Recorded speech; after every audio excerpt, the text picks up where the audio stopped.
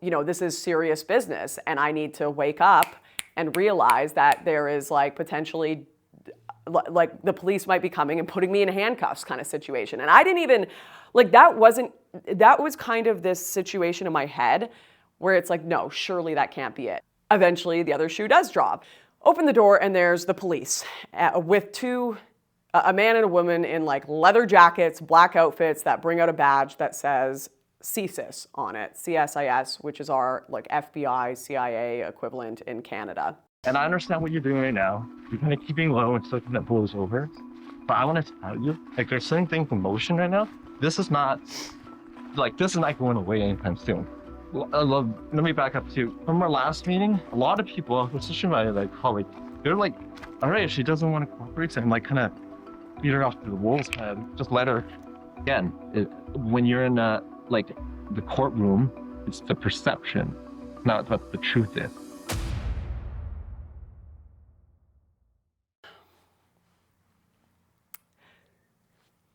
Hey guys, it's been over a year since I last posted on YouTube, and a lot has happened since then. A lot. First of all, this is not a channel relaunch, so don't get too excited. Whatever my online career was a year ago, it's dead, buried, rest in peace, equal parts government intervention and my own choices, both good and bad. Where to even begin? I guess we'll start with where I'm at now, and then we will work our way back to the absolute chaos that prompted my current view on the world. I've spent the last year living mostly offline. I have my lapses here and there, but not really posting that much, not scrolling as much, working a normal job. Thank the Lord I was even able to get one. That was a miracle. And just kind of reconnecting with reality, community, friends, family, and it has been surprisingly refreshing. There's a lot of things you forget about when you get caught up in online politics, whatever it is. And it's not that I didn't get offers to go back into that world, the media game, when my job blew up late last year. We'll talk about that. I got a lot of big shiny gigs on camera and off, put on silver platters for me. You can make documentaries again, Laura, and you can do planning in the background and still be involved in this space. But I very deliberately turned them all down. Why would I do that? I think there's very obvious spiritual and mental health reasons one would exit this space. But on a more sinister level, and one that I think is important to share, is that I was beginning to wonder if it was even possible to exist in the political media space anymore without being owned by governments, corporations, or cults. Often all three at once, in my opinion. And if not those things, I find even creators that have managed to be totally independent these days really struggle with audience capture. Just that feedback loop of what do people want to hear me say rather than what is accurate and what are my actual opinions. I think it is undeniable that everything online is feeling increasingly less authentic, a whole lot crazier, and a whole lot less reflective of reality. I spent a decade, like my entire adult life, in the political sphere, and it is impossible for me not to notice the constant, blatant manipulation, opinions being formed by astroturfing and bots, everyone just pumping out content based on headlines they've barely skimmed. I seriously don't trust anything people send me anymore. I find that one Google search I do for an opposing source almost always debunks every fact I think I know. And the worst part is I know most people aren't doing this. Most people didn't spend their life in political media and grow extremely skeptical of the news, so they're just not going out of their way to Google, opposing sources. Instead, people's algorithms have schismed most of us into utterly different realities that are all fine-tuned to give us the perfect ideological lap dance. Oh yeah, what do you want to hear, baby? You're right, you're so right about everything. Never question anything in your life. Those people, every single one of them is evil, but not you. You've got it all figured out. We've entered a kind of hyper-reality, a total break from truth that I don't even know how to engage with anymore. The internet that I started on when I was younger, on the old blogging forums where everyone that's joined is kind of this nerdy person that's really interested in the topic and no one's getting paid to talk about it. They're there because they really care and want to figure things out. And it was all posted on and moderated by real human beings. That's just gone. The Wild West got conquered, and not just by robots and algorithms, but by people in power. And they've somehow convinced everyone it's still free and open, and that all the interactions are totally real. Like, I don't know. I started doing like dissident politics in 2015, and I wasn't getting paid when I started. If anything, I was paying to be involved in it because it was just fascinating. I want to be here. I want to have these discussions. And the other people that joined that space were in the same position. And I don't think like media, large media platforms, Fox News, CNN, everything, they didn't know what to make of YouTube. They didn't know what to make. There was no concept of like a random person in their basement getting famous talking about politics. There were gatekeepers you had to go through, right? And I really thought it was going to be this like liberation device when the internet came about. Oh my goodness, the average person can get their opinion out there and we can have a voice and engage in the discussion. This is going to be amazing. But obviously, I think the people in power looked at that, and the people who like money, like eyeballs on their things, get money from getting eyeballs on their stuff, they learned. They learned and they grew, and slowly what was a free internet became more and more constrained, but they also learned that people want to think it's free. People want to think it's authentic and need to think it's that way. And I joined the dissident political sphere because I wanted to hold truth to power, question institutions, question the government, and anyone that amasses too much control in their hands. Meanwhile, I feel like a ton of the dissident sphere that I joined is watching power being amassed in places, but because it's in their favor, is not questioning it. They're under this impression that some massive victory has been made eternally for free speech and for truth, but as far as I can tell, we're not really watching a revolution of truth seekers. It kind of feels like we're watching the old machine rebrand itself. Every influencer with a paycheck calls themselves a truth seeker these days. Every Save the West account is seemingly run out of some cubicle farm in Pakistan, raking in tons of money. I mean, this Indian guy from Canada is out here running thousands of mega bot accounts, and people are still out here taking comment sections and likes seriously and thinking all of this stuff going on online is like, yeah, this is where it's at. We're really having a collective psychological shift.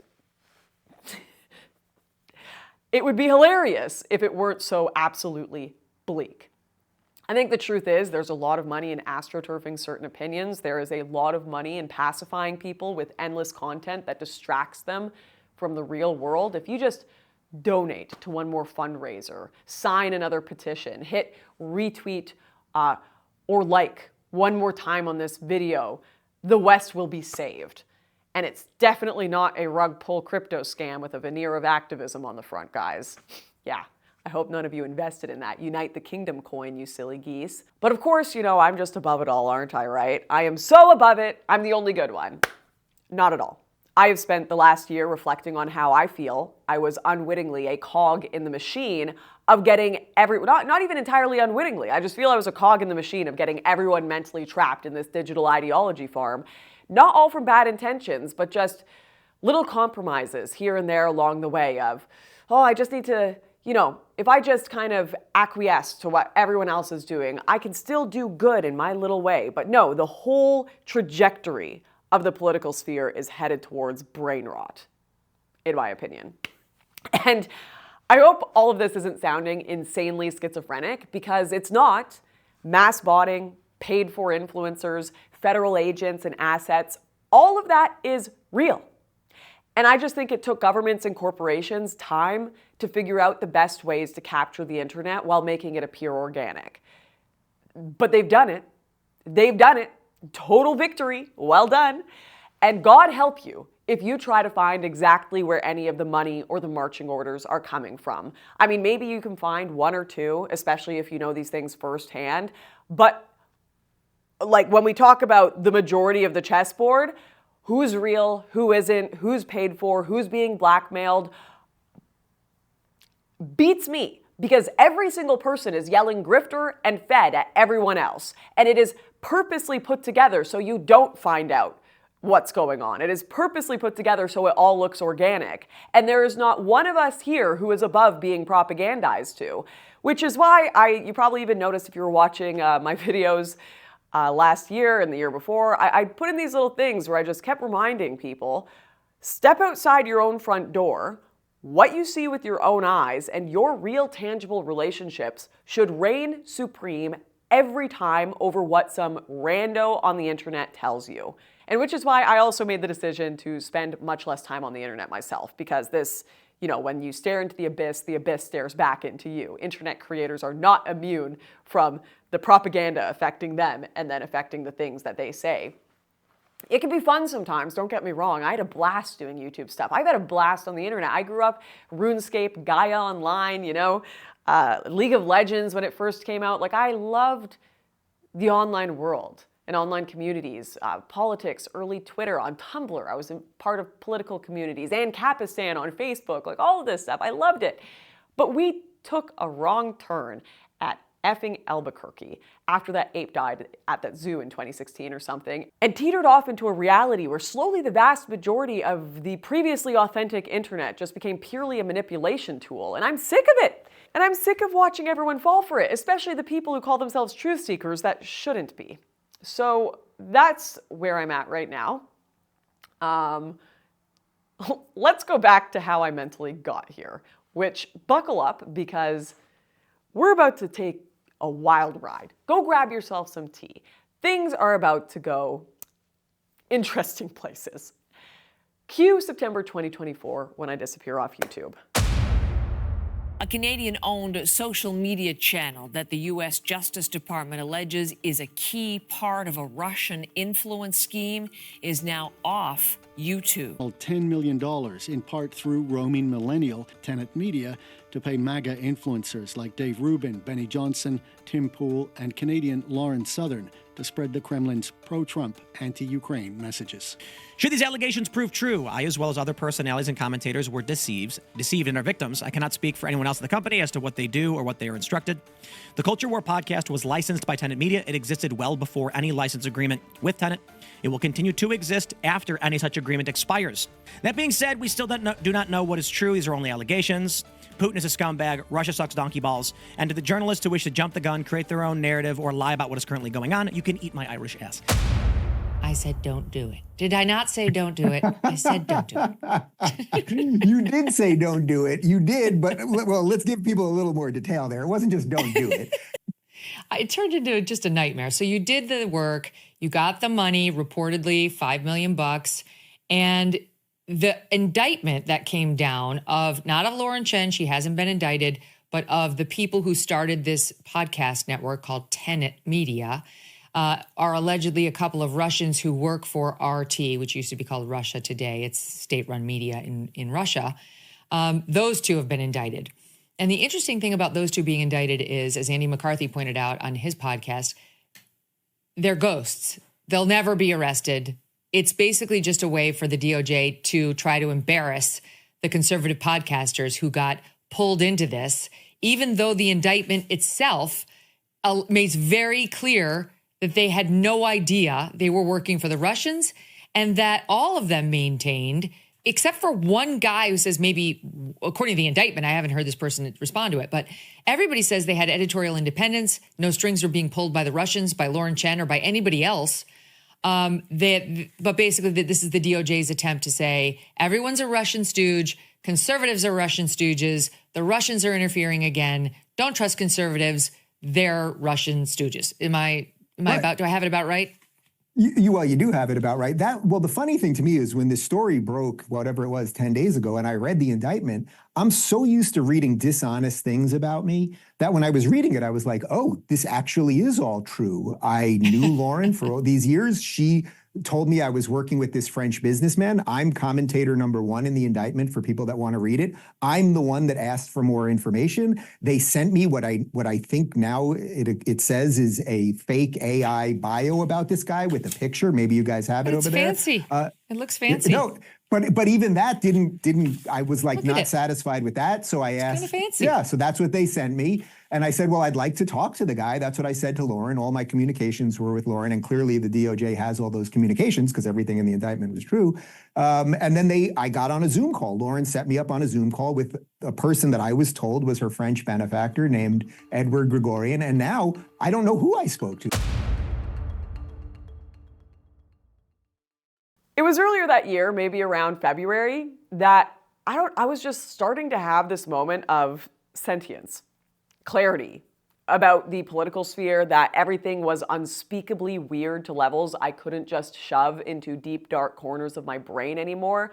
The obvious government op influencer trips I was getting offered, the cash and subtle manipulation behind the scenes in 2023 and 2024 was just picking up to degrees I had never seen before in my life in that space. I was getting offers to go to Russia, Israel, Saudi Arabia, other places, some of them totally paid for, first class, you know, the whole shebang, wink, wink. You're gonna say the things we want you to say. You might see some people on these trips right now. I was seeing influencers getting invented from scratch and astroturfed into oblivion on my feed, very obvious botting, yet institutions around them were also supporting them. And, you know, watching elements of the influencer world that I know for a fact are linked to crime and are using their public facade to further it and cover up their tracks, watching them totally buy tons of my peers behind the scenes, just straight up, here's a check, you're gonna work as propaganda for us now, you're gonna say what we want you to say. And just watching the public fall for it in so many cases had me losing my mind. I'm talking full Pepe Sylvia charts on my walls trying to figure out what's going on. And you know, if you're wondering, Lauren, why weren't you talking about this? I am one person. I got into politics when I was 19 years old. I'm not a trust fund kid. I came from a working class family. I don't have a big corporation behind me. I've been independent for the most part. And, you know, I don't have the ability to take on giant government criminal corruption entities. And at some point, I was just kind of left spiraling about this all. Trying to figure out what do I do? What can I do? Do I just accept this all? Do I just accept that the space is unbelievably weird and totally being controlled and there is nothing I can say or do about it publicly because it's just little old me? And even, you know, it's not like the alternative media on either side or mainstream media want to investigate this properly because everyone's kind of getting a bit of a paycheck, right? And everyone's got something to hide, including me, everyone, right? Okay, so we're in the midst of like this mental breakdown, like 2024, September comes around, and I'm driving to my office one fateful morning, and I just feel my phone start buzzing in my pocket. I'm like, man, what's going on? I look at it, swipe, front page of Apple News, my face there with Tim Pool, Dave Rubin, Taylor Hansen, saying I'm a Russian asset. And the company I'm working for are allegedly a Kremlin op. To top this off, I go ahead and I read the articles after the shock kind of initially hits. And I find out my peers are making like millions of dollars while my dumbass is getting a normal wage. After production cost, I'm making like 100K. And no, nothing about a secret Kremlin money plot or talking points was involved in any contract I signed. Just one too many videos per week to make anything properly thoughtful, to be honest. I laughed. It's all I could do. I just laughed. And then I think maybe the second thing I did was I went and I got all my hard drives and I buried them in the woods. I walked out to the woods with a shovel and I buried my hard drives. I know that sounds really bad, but it genuinely wasn't because I had anything to hide. If you have followed me for years, you may have heard me talk about the times where I've been arrested, detained by governments in Australia. That was probably one of the most recent ones when I left during COVID.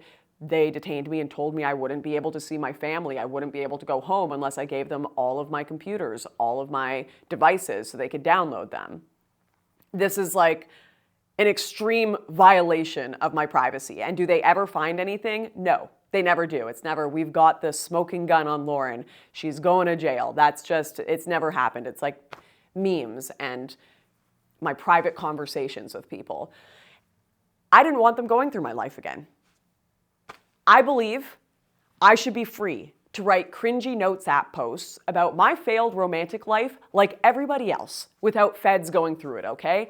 I feel I should be free to take a bad selfie without the government having a copy, at least in my humble opinion. I was sick of having my life violated, and that was like the first kind of panic. Oh my gosh, this is happening all over again. Anyways, as you can imagine, when you find yourself somehow at a point in your life where you're frantically burying hard drives in the woods, there is rarely an upward trajectory after this point. My job is gone, and that's like the last of my priorities or worries right now. My sanity is already wearing thin, and now my spiral about everything being weird in the space is just seemingly confirmed. Everything was weird. I didn't know any of the details, and honestly, I wasn't even trying to grapple with my speculations in that moment, because I don't even trust anything I read in the news at this point. I've seen too much fake nonsense in that regard as well. Either way, I retained lawyers right away, not least of all because I was the only Tenet Media staff member in Canada, and we just simply do not have the same rights as Americans here. And then there was also another thing, another concern that would be way too convoluted to get into in this video. Just know that I was concerned the feds had something on me unrelated to Tenet, and I'm not trying to hide it. It's just that if I brought it up here without going on a 10 to 20 minute tangent after, it would sound way worse than it actually is. I get into it all in a book I'm going to talk about in a moment, but just know that that concern existed in my mind as well. Anyways, given what I had expressed to my lawyers, the worries I had, as well as the completely uncertain nature of this Tenet indictment and what every newspaper is saying, we go up to this like high-rise building in Vancouver, put all our phones in a box, and they spend 3 hours preparing me for what an arrest might look like, essentially. What it will look like, if what I should say, what I should not say, who I should be talking to, which is basically no one, how all of my friends, everyone I've worked with could be a rat, how, this is serious business, and I need to wake up and realize that there is like potentially, like the police might be coming and putting me in handcuffs kind of situation. And I didn't even, that was kind of this situation in my head where it's like, no, surely that can't be it. Because in my heart of hearts, I don't feel I've done anything that warrants arrest or jail time or anything like that, right? But the stuff I'm seeing online, the stuff I'm hearing, and then the stuff my lawyers are telling me, it's sinking in that, oh my gosh, this is like real. Which, as you can imagine, after being told I may be getting arrested potentially, that was super helpful for my nervous system while I stared at the ceiling every night until 3 a.m. for like weeks between deleting thousands of kill yourself Russian whore comments on my Instagram page and YouTube, wondering what the local moms in my community would think if they saw me. I'm just trying to go about my day-to-day normal life, making pancakes in the morning, drives to school, and I trying to gauge how effed I am. I guess CNN had reported that Lauren Southern was an alias for Lauren Chen when this all happened. I don't know where they got that. Anyways, a ton of people thought I was the company owner, so that was really cool. And that just kind of exacerbated a lot of the hate mail that I was getting and articles and posts and this and that. Once again, just everything is wrong now. Everything is wrong. Doesn't matter if they're CNN, doesn't matter if they're dissident media, random YouTube schizo posts. No information seems to be correct. And even if it is, it's largely missing enough context that it doesn't even matter anymore. We've entered just this absurdism where everything is happening so fast that unless you are making tons of mistakes in your reporting, you cannot keep up. While this is going on, every major newspaper outlet in America seems to get my phone number. I'm getting calls from the Associated Press, from the New York Times. I guess everyone's just handing my phone number out.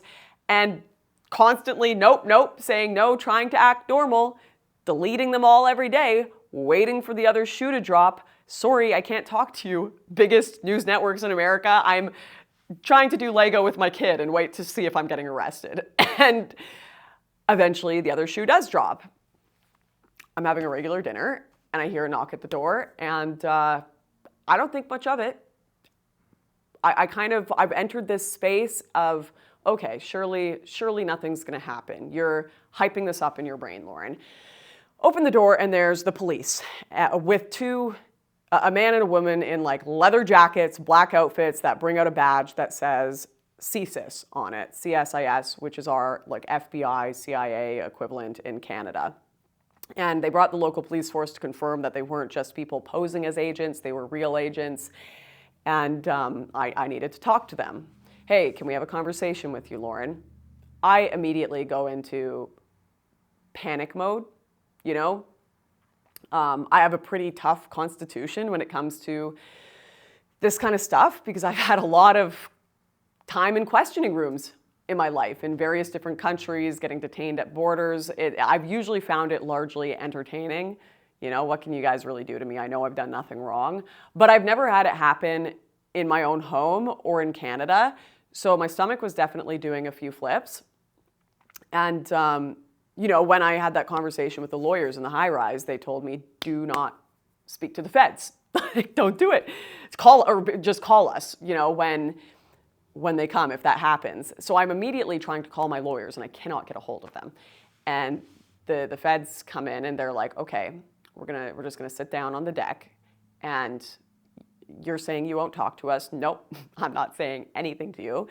We'll talk to you. We'll talk at you because you're gonna wanna hear what we have to say. So I sit, I'm listening, trying to get a hold of my lawyers, and apparently they'd been following me for a bit, even before the indictment. They knew a lot about my life. They literally were like, we know you've had bad experiences with feds before, but we're not like other feds. I'm not joking. We're not like other feds. They had favorite videos of mine they'd watched. They opined about my family dynamics, personal files, how good I was at hiding where I lived. Every meme I have ever sent over the last decade about imagine if the feds read this chat, haha, like just significantly became less funny, you know? If my schizo theories were starting to weigh heavy on me before about, you know, the space being weird, everything being controlled and watched and this and that, now all of my most schizophrenic thoughts are standing on my doorstep, flesh and blood. What one does with that, I don't know. I spent the next few months being incessantly harassed by one of these federal agents who was resolute that my life would be over if I didn't become an informant for them on not just the tenant media stuff, but the political space in general, the dissident political world. And they told me, you know, that day after they met, I'm like, yeah, I'm not talking to you. And they're like, okay, you know, speak to your lawyers and you need to talk to us again. We'll be waiting at a cafe in your town, 10 a.m. We'll see you there. I woke up the next morning and just thought, maybe if I don't go, they'll disappear. I don't know. I'm not going though. I'm not going to this cafe. I remember it like hitting 10 o'clock and my heart pounding and being like, I'm not walking through that door. Is everything gonna be fine? And then it was for like a few days. They don't like call you or leave notes. They try not to leave traces of themselves, right? So that I didn't hear anything. And then I start, you know, I'm thinking maybe I'm getting back into my normal life routine here. And then I start getting all these calls on my phone from a random number. And it's not like a regular scam number, like it keeps calling over and over. Usually the scam callers will call like once or twice and then give up after you've hung up. And then when I definitely knew it wasn't just a random scammer was it started turning into Signal calls. Signal is like the encrypted app for chatting. And these calls are happening over and over and over again. And I spend a few days just reject, trying to figure out what the number is. I can't remember, maybe I blocked one and there was another one that started. I don't know, I can't remember. I'd have to go look back. But a few days in, I tried to call it back from a different number and there was no answer and like no name on the other end of the line or whatever. And then it starts turning into text messages that say, hey, you need to talk to me. Sorry, brief audio insert to get this right. We have this text exchange where I'm basically like, I don't know who the hell you are. And he responds by saying, we spoke on your patio a bit ago. I put together that it's the feds. We have a brief call where he says he needs to see me in person, has something very important to tell me. I tell him, no, talk to my lawyers. And then this happens. And, I'm still ignoring this until my gym call me and tell me there is someone that rang them looking for me named Jason. And they're like, do you have like an ex-boyfriend that's stalking you? Should we be worried? What's going on? And they said they really need to talk to you. It just hits me like, if I keep ignoring what I think this text message and all these calls are, they're just going to start getting more involved in my life, in my day-to-day life. They're going to show up in places I don't want them to show up, where I don't want my community. I don't want normal people in my life knowing about this insanity going on. Not least of all because my lawyers are telling me don't tell anyone. Disappear. Just basically disappear because one of the things they mentioned is that this might just be a total political show and they need a fall guy right now and you don't want to make yourself a target. So just lay low. And anyways, the conversation continues and I'm still in this position of I'm not saying anything. I'm not talking to you. Talk at me. They tell me, or he tells me, you're in a lot of trouble, Lauren. I'm trying to help you. This is now he's called and I finally picked up. What was expressed to me was that the rest of this department, I guess, like in CSIS, they've decided to throw me to the wolves, was the words he used on the phone. And out of the kindness of his heart, he's reaching out because he wants to do a little side quest to save me from the rest of the organization who have given up on me. Throw her to the wolves, it's over for her. Her life's gonna be over. But if you talk to me, I told them I can still turn you. I can still get you to work for us, with us, whatever. So I'm doing you a real favor here, Lauren, and I'm coming out again and we're gonna have a chat. I'm like, I'm not talking to you. I don't even know what you want from me. All I know is legally I'm not supposed to talk to you right now and none of this feels good. None of this feels right. I don't know what's happening right now. Anyways, the main message that has been conveyed to me is I'm in big trouble if I don't work with them. I eventually conclude I simply don't know what their motives are. I don't know what's going on right now. I don't know if they're trying to entrap me. I don't know what's real anymore in the news or in this whole subterranean Fed level nonsense going on. So I figure the one thing I know in the political world is that if you don't have something recorded, everyone will lie through their teeth about what actually happened. I have seen the most shocking lies about me, the most shocking, blatant rewriting of history, and in a situation where I'm being threatened with jail, or who knows, spending the rest of my life as this little government asset rat, it's just too big of a situation to not protect my ass. So I take this and I clipped it to the inside of my bra under a shirt before they came back, or this guy came back.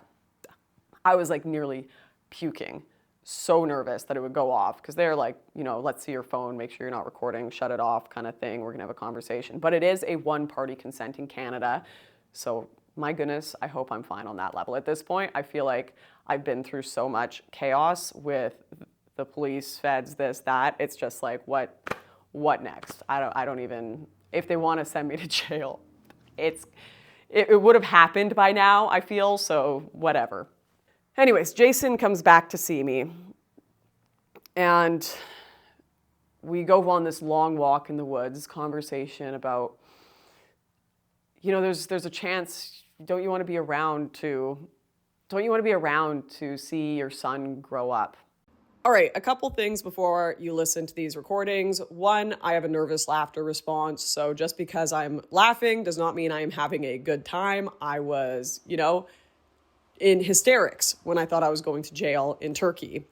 Two, why don't you just work for them, Lauren? My lawyers have told me, do not speak to the feds. They are not your friends. If anything, they're trying to catch you saying something stupid, even if you didn't do anything wrong, because they may just be putting on a show trial. This may be a political thing. They may just be wanting to find a fall guy because they've made a whole show of this publicly, and it could get you wrapped up in courts for years and years, having to prove this was just a stupid thing I said in an interview where this guy was pretending to be my friend. So this is not, it's nothing that you're listening to here is as simple as it seems. 3, there's hours of recordings. I've just cut up a bit here to show you, give you kind of a flavor of what was going on and what I was dealing with for months. All right, here you go. Before you start, I just want to ask you, please, just turn off the phone, please. Oh, yeah. I'm really trying to here to help you and navigate you out of this. Because if you just sit here and don't do anything, I know that's the easiest thing for your lawyer to say, but your lawyer's not going to be the one sitting in the detentions. Like that happened to you a bunch of times. I know you're actually you put up a very amazing front that things don't just disturb you, and it's quite actually incredible. Like when we came to your door, maybe you had 10 seconds of nervousness. You settled yourself down and you were calm and quiet and nice. It's actually, if in another life, you would have made a great intelligence officer. I know it comes out. It comes out. It does stress you out, and it should, because one of your primary jobs is you're also a mother, and besides your other job. As a mother, you want to be there. You want to protect your kid. You want to be there, see him grow up. You also want to be there to be able to provide for them, because you're doing like a lot of multi roles. I don't want to see a situation where that gets interfered for whatever reason. Well, then don't let that happen. Well, that's why I'm asking. So this is a threat. This is absolutely not a threat. This is like our second time coming. Mm-hmm. It doesn't happen often. And once that legal ball gets rolling, when warrants or charges are issued, there's nothing that can be done after that. And that's fact. I know you're thinking, I can see you thinking when you're writing your notes and trying to get a hold of your lawyer, because I know it was very aggressive to show up at your door, but I think we can help you navigate through it. And again, in my opinion, just doing nothing is not going to get you in a better spot. It's going to be putting you at a significant disadvantage. Nothing might happen, okay? Like nothing, if they're like, oh, we don't have a significant case against Southern, then nothing. But if they go, these guys are all saying negative things. Again, when you're in the courtroom, it's the perception. It's not what the truth is. And you're smart enough to know. I'm really trying to actually help you get. My mom was a single mom. You're a single mom. And I understand what you're doing right now. You're kind of keeping low and something that blows over. But I want to tell you, like, there's certain things in motion right now. This is not going away anytime soon. What is the benefit for you cooperating is pretty much self-preservation. Out of all the contributors and the founders, like all of them have talked to the FBI. Mm-hmm. And the only person that's not is you, Lauren. Like the optics of it. Using, Southern did not cooperate. What I'm getting to, the point I'm getting to, is like, how much can you trust your other commentator that they are not cannibalizing each other, especially when the heat's turned up on them and they're pointing things. Let me back up too. From our last meeting, a lot of people, especially my colleague, they're like, all right, if she doesn't want to cooperate, so I'm like kind of beat her off to the wolves, just let her. I don't think you fully understand the picture of the consequences of not working together. You've been on the ground. Do you trust these people? Do you trust Tim Pool? Lauren? They have nothing they can say. That's the thing. Yeah, but what would we say? They can allude to a lot. And that's all really, in this kind of pace, that's all you really kind of need. So I gotta ask, when you do the single mom story. How are you feeling, Lauren? Do you practice that like in a room with colleagues, or do they? No, we're actually really normal people. Have moms and dads. Multiple ones for multiple scenarios. We do have dads. But I'm just saying, if certain things are emotion, they tend to be soft. To make sure that you're not like part of the collateral damage, right? I didn't know anything about it. Like, I had to find out, research, and do more digging on it to like really understand like where you're coming. And this idea of peace, you want peace? I understand now. I'm here to help you. Oh yeah, why'd you call my gym? Oh, the gym was get a hold of you. And how'd you find my gym? I cannot really. You have to tell me. No, I don't have to do it. I'll promise you this, okay? If at the conclusion of this, let's say we do work together, at the conclusion of this, I'll let you know. Never get attributed to you. Your audience will never know that you provide this information. You'll be kept anonymous. All it would say is this information was provided. And all the side benefit stuff, that would never, ever be written as in we help smooth things over from prosecution or with the FBI, all that stuff. Never. Only assurance we ever could provide you.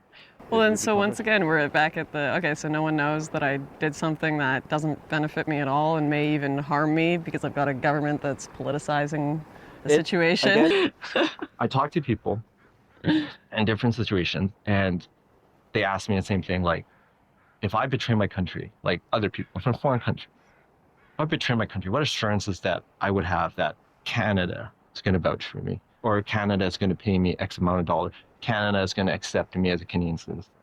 And I'm like, it's fucking trust. That's it. Yeah, and how many people were swinging from bridges after being translators by the fucking Taliban after the Americans pulled out, or in Vietnam, left on those. You're absolutely right. Slaughtered. Yeah. I'm not. When we work with people, it's never a perfect situation, but we can help people, and I have helped people. And again, this is like a opportunity for you to walk through that door, if should you want to. I know you're very cynical on the whole thing, and we could take it one step at a time, and just start slow. And should the RCMP one day come knocking, again, that is already too late for you able to start a relation or start cooperating, because you're already considered to be Yeah, but if you don't impact the RCMP at all, then. Oh no, we can. But when they get their ball rolling, we are not involved in any criminal prosecution. You understand? But should we vouch for Southerns? She's good. They'll be okay. The conversation is just so vague, though. It's just like these weird, vague threats of there's big trouble around the corner, Lauren. This tenant thing, it's not even just about tenant. It's so much bigger, and you're going to get wrapped up in it all. And we're going to be the only ones that can protect you. And it's now or never. Because if I leave and you don't like agree to be this like informant, it's over. This is your last chance. Like I said, the whole department, they've given up on you. I'm your last hope here. And it just would go between this like, I'm your friend, I'm here to help, and these just vague threats that were just messing with my head. I have this absurd night. We're on the beach. I remember I'm just chain smoking, like moonlight splitting the ocean, waves. My Fed is asking me about my non-existent dating life. He's saying, your Signal profile photo looks so pretty. Is it your Tinder profile or whatever? He's already, in the morning, he's already asked me to go out for dinner that night, off the clock too. I say absolutely, this is just like a weird side thing going on as well. I say absolutely not, you know, fool me once, shame on you. But this guy is talking about feds need to eat too, trying to build up this rapport constantly. You must, how are you emotionally feeling, Lauren? How are you dealing with this? How's your personal life? Is there a dating scene here? No. Yeah. Is that average? It's just like middle age and older. It'd be very hard for me to date. Well, yeah. I assume I see young people now, like 28. You know your profile for your Signal? Is that on your dating profile? Like, I don't have a dating profile. The one where you're like this on the tree? In the tree? I don't have a dating profile. Well, your profile. No, my friend picture, just took that photo of me a few weeks ago. that looks like a dating profile Oh gosh. picture. And you got a lot of. Maybe I should change that. It's fine. I looked at it and I was like, is that like a dating profile picture? I don't. It's a good picture. It's a good picture. You look happy. Oh, You look happy. I know I always catch you in like. I always surprise you and like that. And you have like this nervous look on you. But you look happy in that. You look very happy. Thanks. It was a beautiful night. It was a very interesting life. Yeah. You can write a book on it. You'd be my first buyer, I'm sure. It's kind of crazy how much of your content and how much I know about you. Do you like have like a glass of wine at night? Look at that. I'm not much of a drinker. Not much of a drinker. No. Very different from your sister. Yeah, definitely. What, was looking into my sister part of your job too? No, looking at every level, I'm being just psychologically effed with. And just constantly this repetition. You're going to regret it, Lauren. You're going to regret it. This is your last chance to comply. But every time we spoke and met up, I kept being told it's my last chance. Also, from your end, you get us out of your fucking hair and not like hanging out at your place all the time or. But I thought this was the last time you were going to come by. Well, not if we have to continue this investigation. Do you understand what I'm saying? Not really. If I don't, it's over for me. And I didn't. I kept saying no. I even was like, okay, so you guys are going to send me to jail. What happens? I work for you guys. You give me immunity to whatever this is. Oh no, we can't give you immunity, but we might be able to soften things up, Lauren. We might be able to make sure, if we can get your travel situation worked out. We can talk to the FBI and make sure they're not going to do anything to you anymore. If there are like these big charges that come through towards you, we can, if you're working with us, just know it's going to be a better situation for you, right? Every time we meet up, I'm just being told like this is my last chance. It's over for me. But I kept seemingly getting last chances every time I said no to them.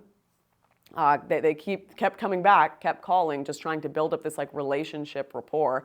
And once again, I don't even know what they want. I don't even know what the threat is. Am I going to jail? What did I do wrong? There is this thing at the back of my head about this other concern I had, and I don't know if they know about it. I don't know if this is the threat, but eventually, it wasn't until later that I found out that that was fine and I didn't actually do anything wrong. But that's also at the back of my head that, oh my gosh, they may seriously have something on me. Either way, in retrospect, all of this going on, some of you are probably already thinking that, Lauren, a lot of the things they're saying to you are just psychological manipulation tactics to get you to cave and comply. It all felt very real when I was in it, though. Like, I get that. Looking back, it makes sense. A lot of the things they said to me obviously weren't true. It's a year later, and they were saying I'd never be able to travel to America again. That wasn't true. They're telling me, there's going to be this big, like, essentially actual arrest, like the handcuffs kind of arrest that might happen, the charges, everything. None of this came to fruition, right? But when you're in it, it's like very real, I'm not talking to anyone else. My lawyers have told me not to talk to people about this. My friends and family, no, not all of them. I had some really good people in my life, but there are good friends of mine that have started distancing themselves, coworkers and peers, because of all the chaos going on in the media. And on top of this, I got this Fed telling me that my peers and friends are talking to them, that I was the only one holding out of the Tenet crew. And do you know how that makes you look, Lauren? Some of the other stuff that your former colleagues are saying, like, it can be completely horseshit at the end of the day. Mm-hmm. But we need something to, like... Yeah, but You say that as if I'm worried about anything that they're saying, and I'm not. You don't have to. I'm You don't have to. as if I need to. I'm really not. Another note from the editor's desk. Do you see what's going on there? He's told me before, it doesn't matter what truth is, Lauren. It matters what perception is. It doesn't matter what the other commentators are saying. It doesn't matter if it's horse shit. What matters is who's talking first. So we need something from you. We need you to say something for us so we can go after them instead of making you the fall guy. And of course, I'm saying, I don't care. I'm not worried. I'm not about to show a federal agent that I'm panicking a bit inside, which I am, because I don't know if they're just about to make up a fake case against me. Back to me in the studio. I'm in this like prisoner's dilemma here. Are they just making this up? Am I going to be the last one to work for the feds and then I'm going to be the one thrown under the bus and end up being the example publicly of, look, here's the Russian spy or agent or whatever. I don't even know what the political point is here. As far as I'm concerned, after all of this happened, like nothing really came of it. And I just didn't know what to believe. I just believed that I was in a lot of trouble. And you know, when you're like that deep in fear and paranoia in that place mentally, you stop knowing what's real. Every message you get, every silence, all of it kind of feels like it could be a threat or a setup or something. My mind was just like this constant static chaos. And at some point, everything outside me, as long as I was focusing on that, I was going to lose my mind. I was going to truly lose it and not be able to function. And so I just went the only place that was left to go, and that was inward. I did the only thing I could do. It's like I prayed. When I tell you I prayed. Like, God, I know we haven't talked in a while, but I need some help here. I do not know what to do. And I wrote. Like, I did something intangible reality as well that could help me at least process what was going on. I wrote on paper, and I hadn't really sat down and wrote, not for work, not for a video, just for myself and to process things going on in years. I didn't really sat and been still in years, to be honest, but things were just such an absolute mess on every level. It was the only thing I could do. And I knew it wasn't gonna fix my life or anything, but at least while I was in the midst of a literal psyop, I could take stock of what was still mine, my own thoughts, my own memories, my reality. And I figured I'd go to the cafe every day and just start from the very beginning. Piece together what had actually happened over the last decade of my life. How does one end up in a position where the federal government are trying to turn you into an asset? Let's start from square one and work our way back, untangle this web. And not just like my personal decisions, but what do these people want to know from me? What information do I have that I'm not thinking about on a day-to-day basis that they're trying to extract from me? My life in the political world in general. How did I get involved in all of this? Where had I been complicit in some shady or dodgy stuff going on behind the scenes? Where had I been manipulated?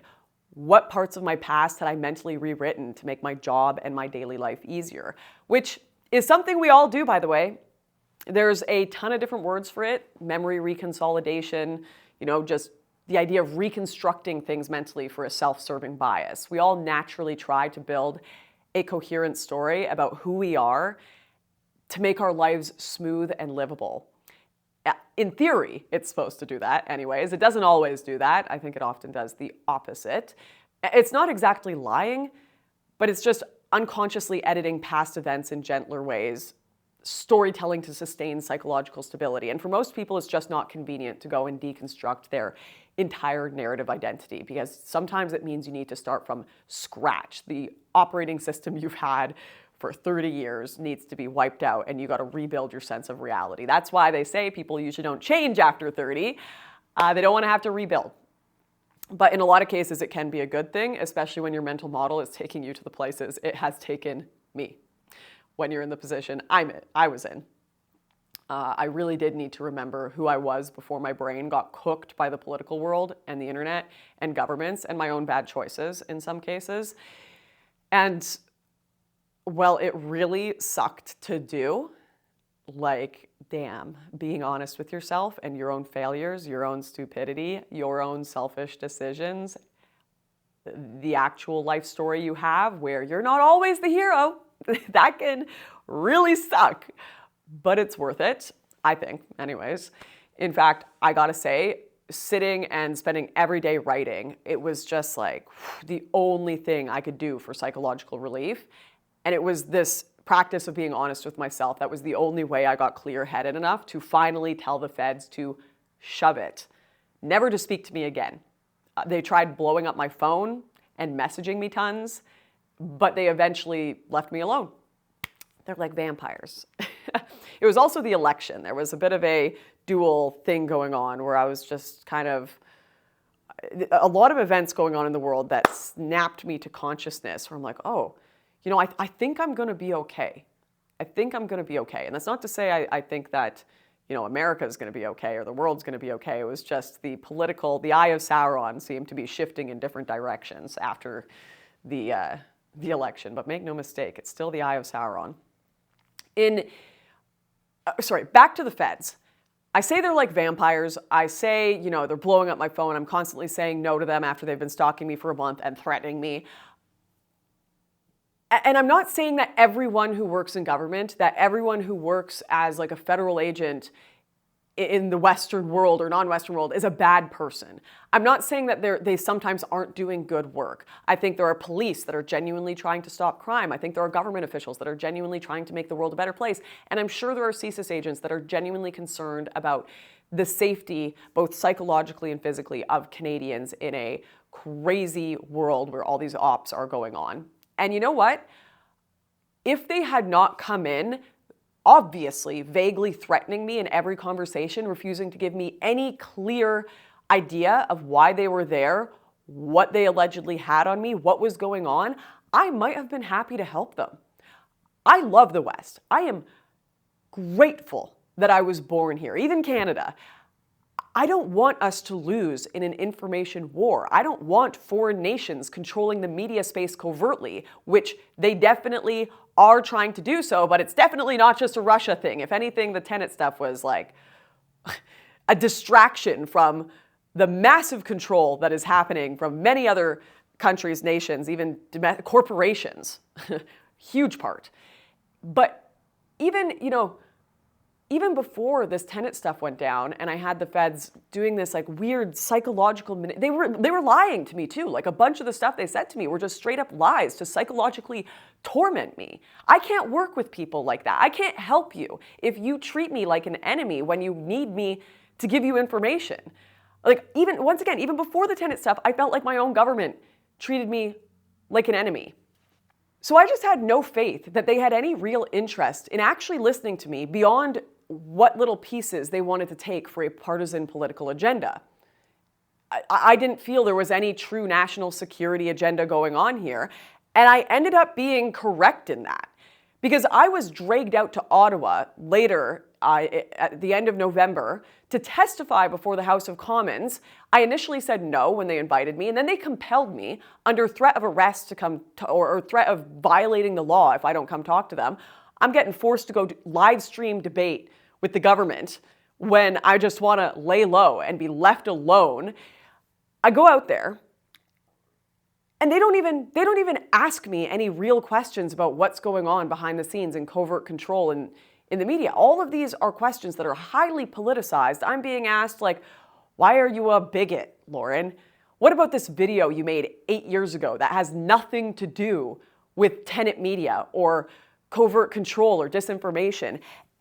They have expert witnesses in this panel that are completely lying about all the numbers of Tenet Media, saying that it was hosting the #1 podcast in the world, that it was getting millions of views, that it's essentially the nerve center where the Kremlin decides Western elections. This is just not what was happening. This was a struggling media startup that struggled to get like 1,000 views on a video. In fact, the view counts were inflated right before the indictment dropped by massive amounts, by the way. A little odd, very odd.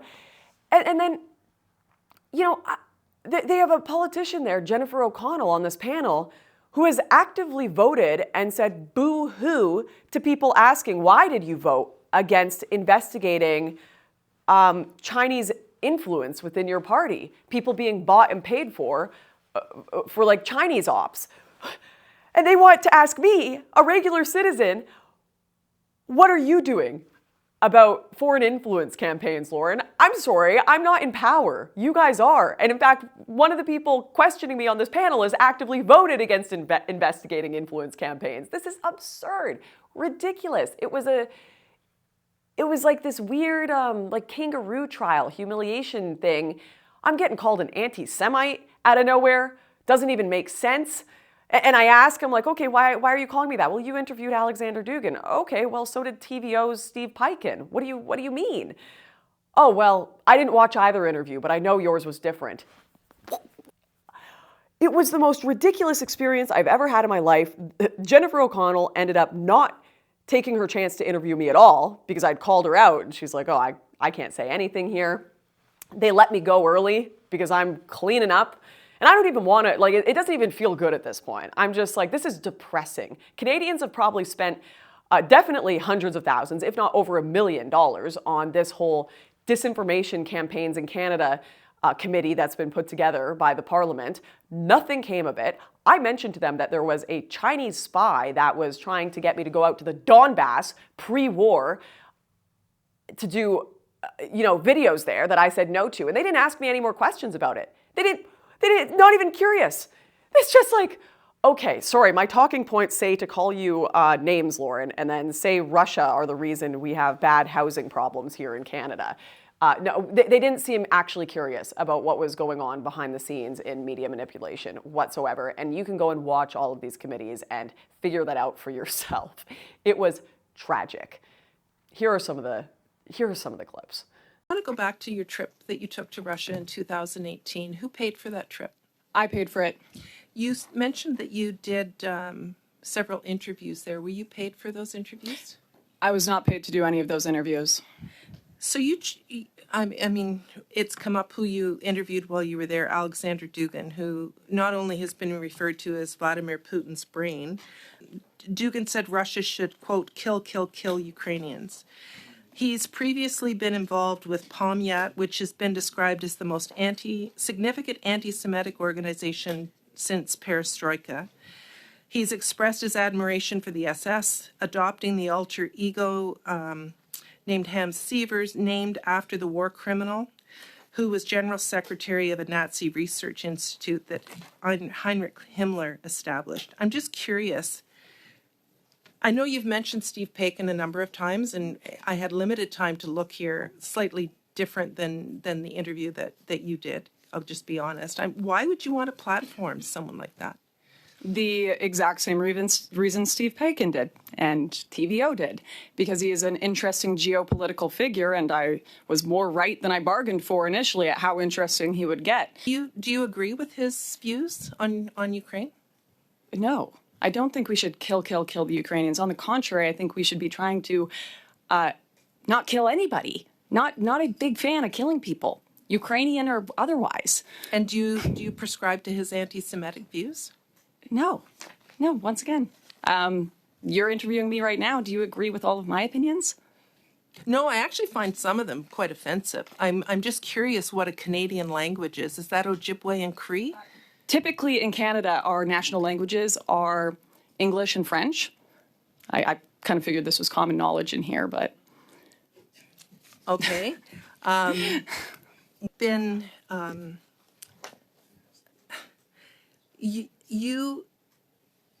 You keep referring to Steve Peikin and the fact that he did an interview with someone.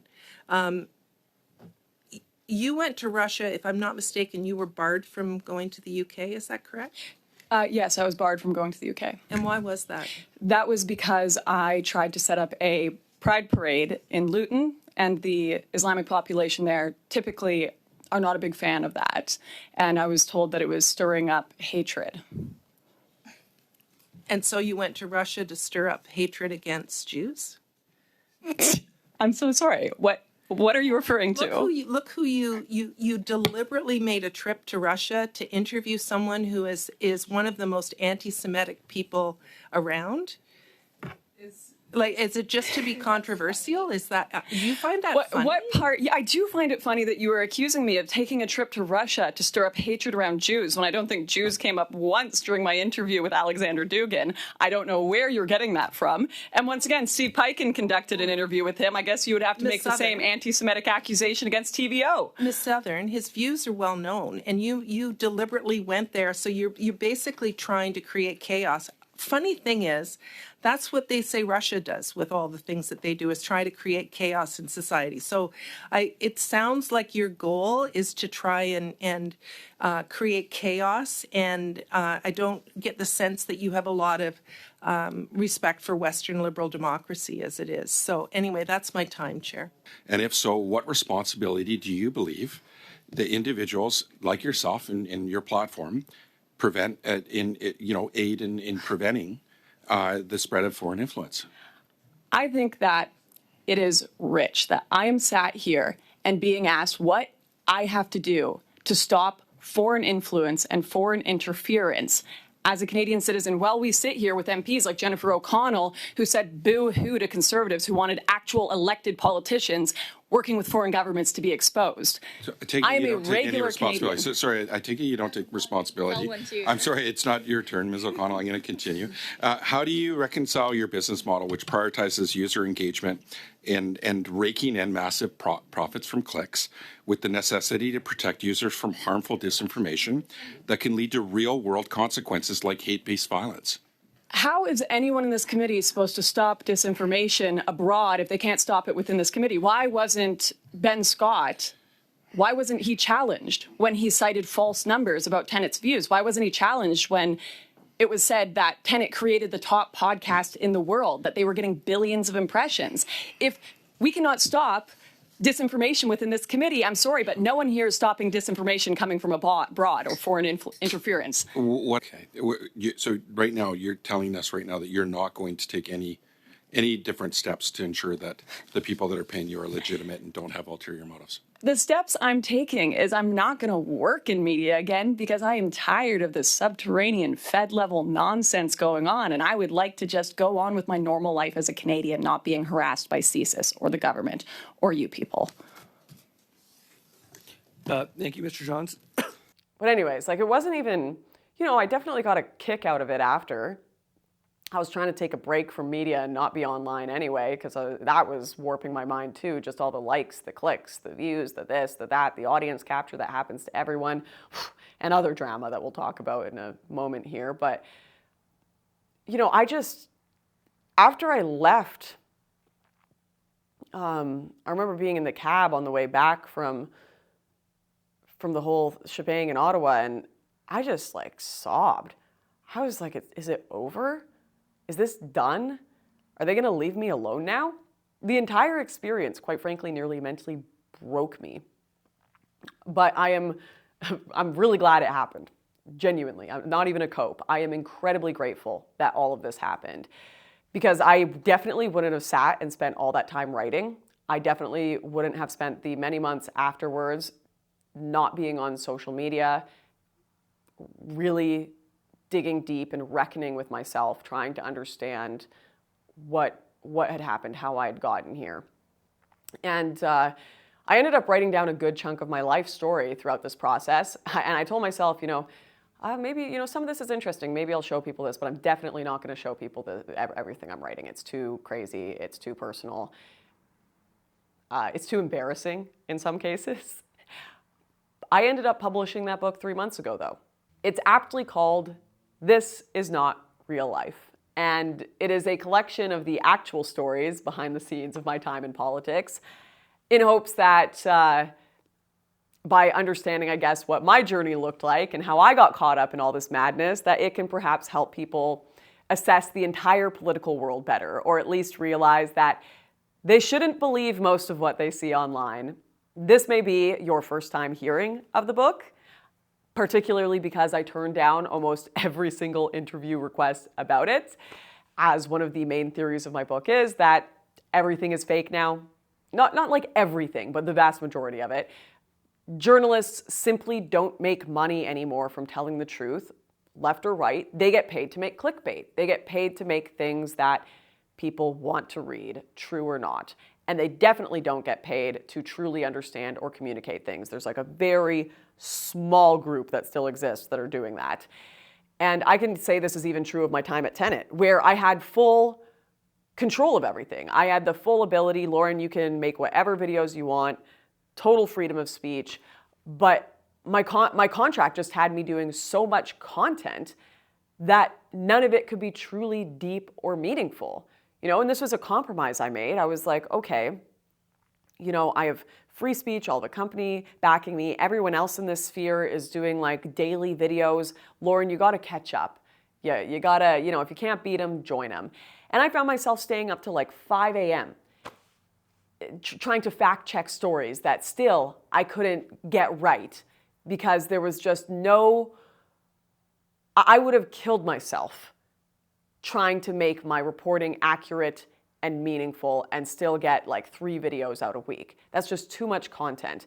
And so it just becomes like slop of, another video on the woke mind virus that you've heard repeated 7,000 different ways. And silly me, case in point, I recently broke my rule and I said yes to a long-form written interview about the book. Only because like the person said they read the book and they were really, they wanted to do it justice. Then I go and I read this article and I'm learning new lore about myself. I discover that I was stalked by Gavin McInnes for months, apparently. This is simply not true. He didn't even, I don't even think he came up in the interview questions she asked me. And quite frankly, out of the many stalkers that I have had in my life, I wish it were Gavin, because instead he'd be funny, at least, And then just so many little details that were just wrong. And I asked him, like, okay, wait, how did you get this? Where did you get this from? She responds an email, and she's like, oh, well, I referenced another article I found. Another fake clickbait, nonsense reporting, trying to exaggerate or misrepresent things to get attention. And it just becomes this massive game of Chinese telephone, even when people are spending a long time on articles. Like, I think this person spent like a month writing it or something. And then, it's not partisan. I saw Liz Wheeler, I didn't talk to her about my book, but she read a headline about my book from someone else and decided to do a story on it and accidentally spent her whole video agreeing with everything I'd written in the book, but delivering her video and titling it as an aggressive debunking of me because she was under the impression my book said the opposite of what she thought it said because she didn't read it. And I have nothing against Liz. She seems like a nice lady. It's not even her fault. She's just following what is industry standard right now, and that is clickbait purgatory. She didn't read the source material because nobody does anymore. Reading source material means A, putting in effort, and B, potentially being exposed to information that doesn't fit nicely into your clickbait echo chamber. And neither of those things are socially or financially profitable or fun. This was a very consistent review I got of my book from those who actually read it, was that, well, they thought it was a very good read. It wasn't necessarily a comfortable one, which, fair enough, it wasn't exactly a comfortable write either, but it is honest. And, the New York Times also did a piece on a few of the chapters in the book about my marriage. They, of course, cherry-picked bits that they felt could be spun for their ideological purposes. Though I did, and they ignored like the rest of the book. I was like, why doesn't anyone care about this federal agent stuff? This is like crazy work. And no one did any journalistic stories. They were just like, oh, what can we comment about the trad life? What can we, whether it be a left or right attack, what can we say? I did appreciate, however, that the New York Times did begrudgingly admit it's hard to see a professional motive in a book that's likely to annoy every political faction, even saying that it made the book more credible in some cases. And yeah, I appreciate that, and I think they were right. I didn't get a big fancy book deal.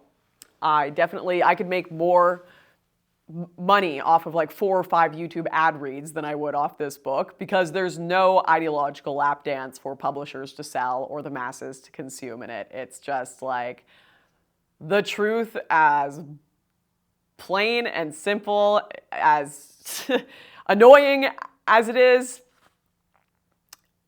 worldview breaking as it is sometimes, and harsh as it is sometimes. And, everyone did hate it. Left and right took their turns throwing me under the bus.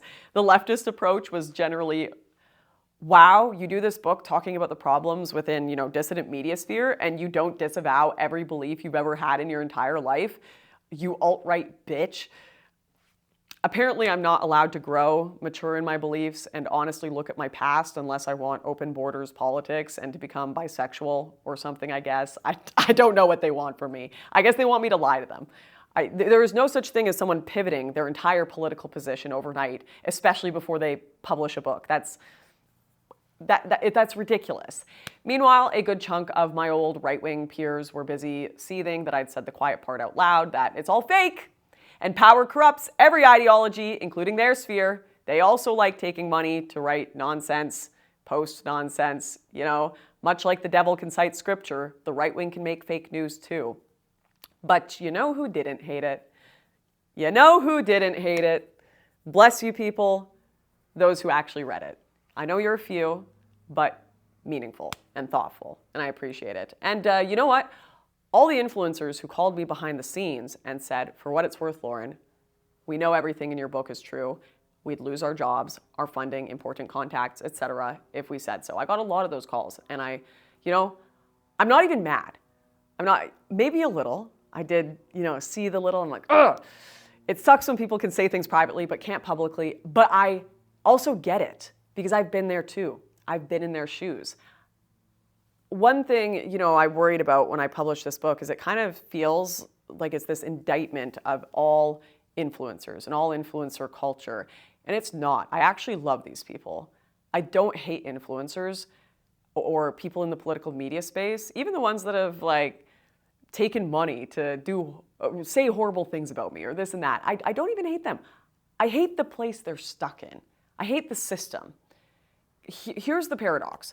Dissident media was meant to challenge power, yet the internet turned it into this trap because once you're labeled canceled, you can't go back. One Google search and you're done. A lot of these people can never get a normal job again, which ironically made dissident media one of the easiest spaces for governments, corporations, and bad actors to capture. And quite frankly, I think people that are got to take some responsibility here are those who tried to gerrymander who could be involved in public discourse a decade ago, who tried to create this eternal record of bigoted, bad people online and dub them unemployable in any sphere except making controversial content, most of whom were just young nerds who got caught up in exploring politics in 2015 and made a few edgy jokes.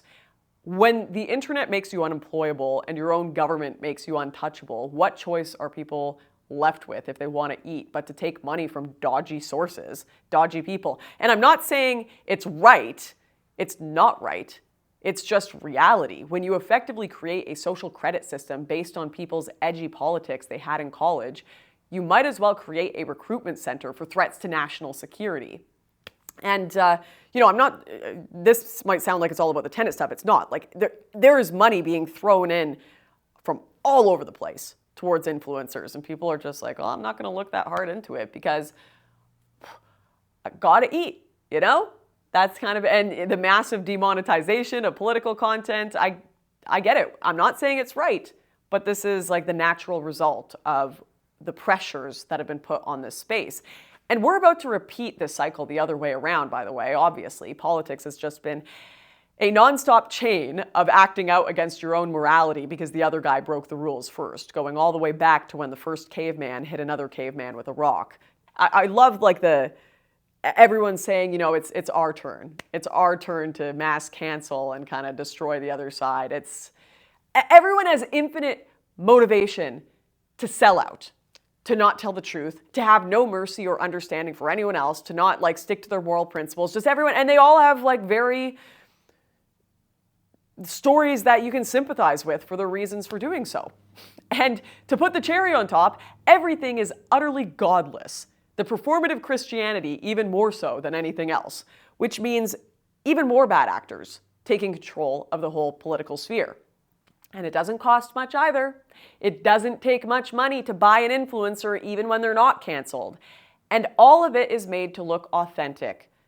to the average person consuming political content. That's the purpose.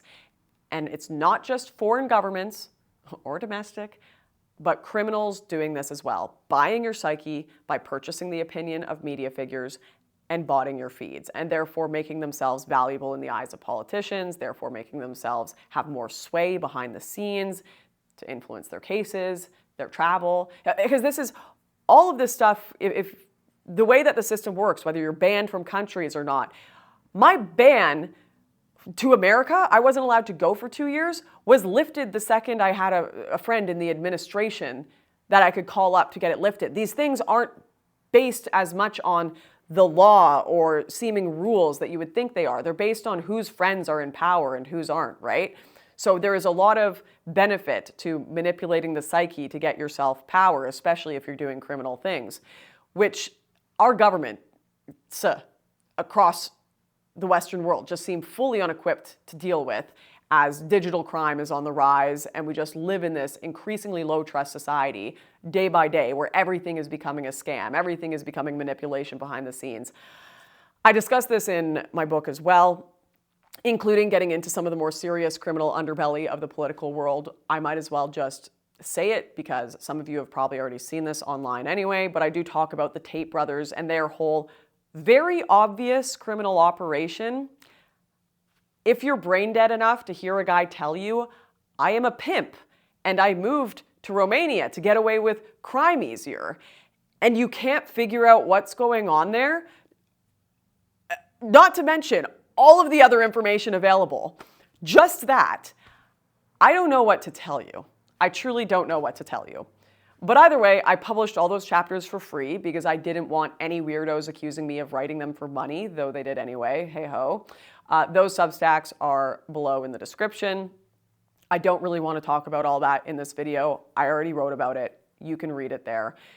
If you followed me over the years, you know I don't just say shit. Like maybe when I was younger and I was really going off about the marriage, like cultural stuff that I didn't know, but when it comes to like a story that I understand and have looked into, I tend to have a bit of a Cassandra syndrome, where I'm right too early, then vindicated years later, like the mass grave scandal stuff in Canada. And I don't expect this to be any different. I mean, after I published my book, the Tates had their dorky lawyer, McBride, do a little performative dance saying, they're gonna sue me for everything I'm worth. They're gonna sue me.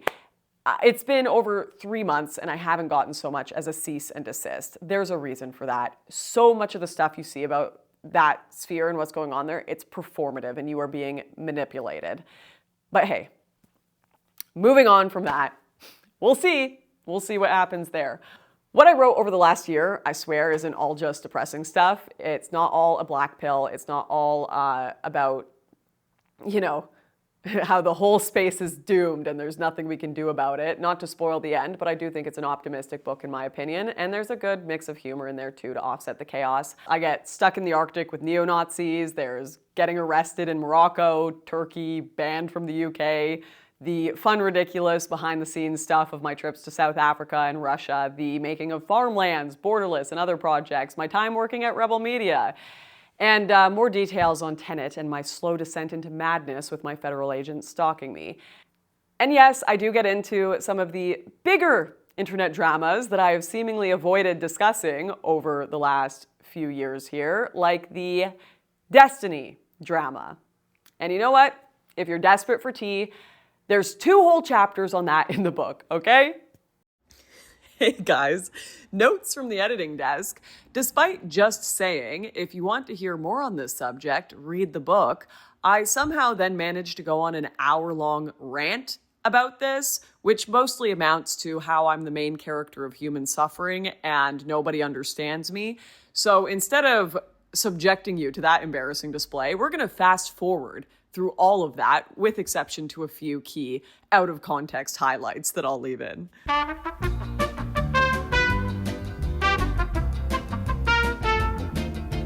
From BPD art hose to bi leftist goth chicks. Sit this one out.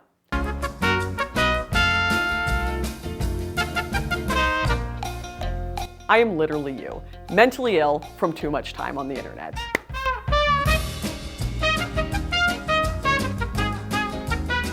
What do you expect to happen? I'm not having a normal one over here.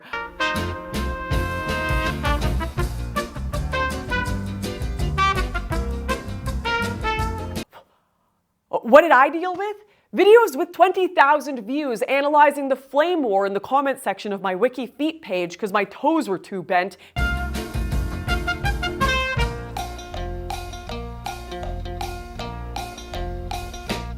Most people in reality just cannot deal with that, and I don't blame them.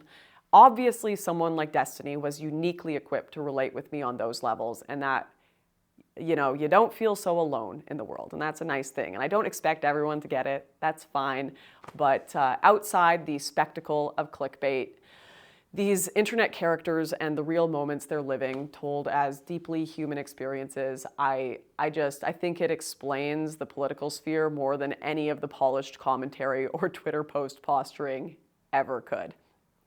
And, you know, if you do take the time to read the book, I think you'll realize it's not actually about gossip at all. It's not even really about me. It's about what all of the strange stories I have to tell and the manipulation and corruption I saw in the political world means for you, for the millions of people who have been invested in this online theater, for how we live, how we think, and how the internet has reshaped reality itself. Certainly for me, but for everyone else. You know, everyone's becoming increasingly online the way I was the last 10 years. And my hope is that if you do decide to read the book, you don't just change your opinion about me or some headline like, damn, you may think I'm worse after reading this book. So my hope instead is really that if you read This Is Not Real Life, you just start seeing the whole online world a little differently, even if it's at my expense. And I get it, like the audience for this project has been small. Like it's a big ask to tell people to read a book these days. But the audience has also been really thoughtful, and I've loved that. I've actually been able to read and respond to emails and reviews, though I will say I'm very amused by how many of you are surprised or shocked that I can write. I'll take it as a compliment. Thank you.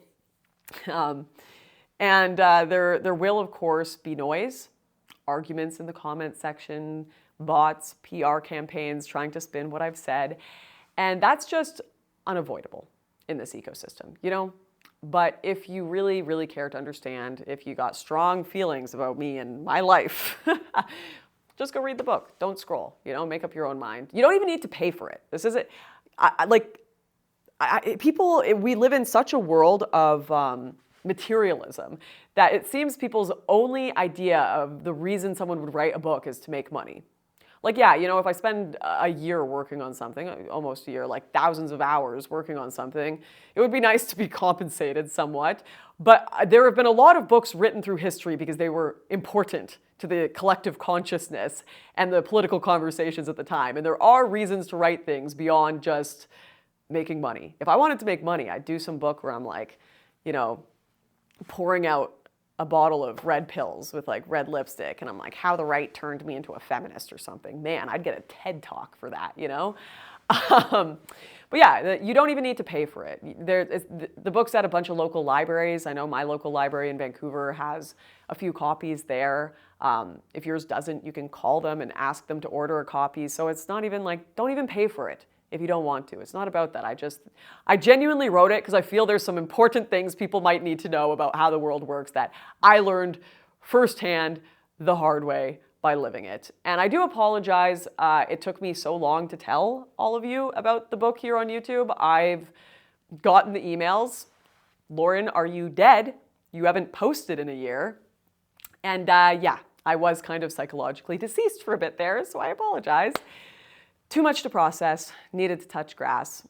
I'm still figuring out what a healthy relationship with social media looks like, to be honest. I almost concluded this book by saying we needed to bomb data centers. Then I decided that might be a little extreme. I'm joking, CSIS. Please leave me alone. Seriously though, it took some friends dissuading me from the idea that going full Unabomber, cabin in the woods, totally disconnecting, was the solution to the problems we have right now. I don't think you can throw the baby out with the bathwater. I just don't want to feed the distortion machine anymore.